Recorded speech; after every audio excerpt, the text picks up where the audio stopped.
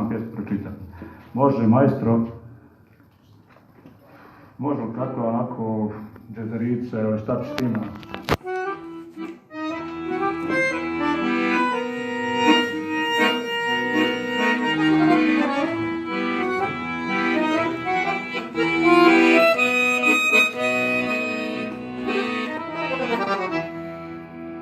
In the morning. Iz kreveta, kroz prozor hotelske sobe buljim u tjeskobno svilo novog dana. Svakodnevne igre bez granica, jadikovke, ubiši romantičnu ljepotu jesenje kiše, koji spremno u zagraj dočeka sumorno industrijsko jutro.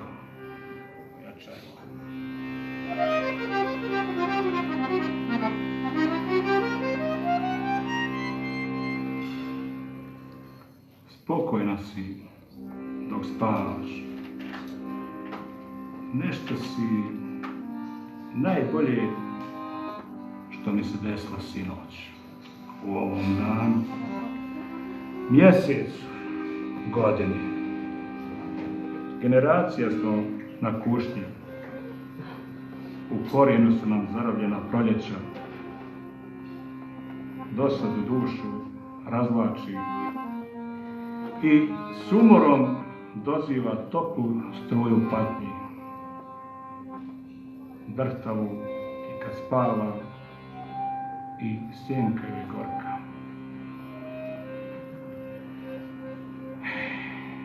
Pripremio sam ti mali paket malog sadržaja, mojih velikih obećanja. Muzika hotela već odavno se pretvorila u buku. Ti sofisticirano si tražila analizu čepa. Hoće li sve ispasti dobro? Brineš. Vjerujem da hoće. Privlači me tvoj osmijeh, entuzijazam, mladost, protkana zlatnom zrelošću. Ne boj se. Pravi ratnik ne nosi kišnu kabanicu i kišobran. Strpljiva budi. Treba mu samo udahnuti dušu. Jebi ga. Bojao sam se da previše očekuješ.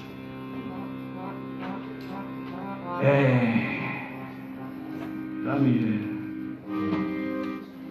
onaj moj stari kurac iz mladosti ne bi kod tebe duvala promaja ispod leđa i stočnih guzova.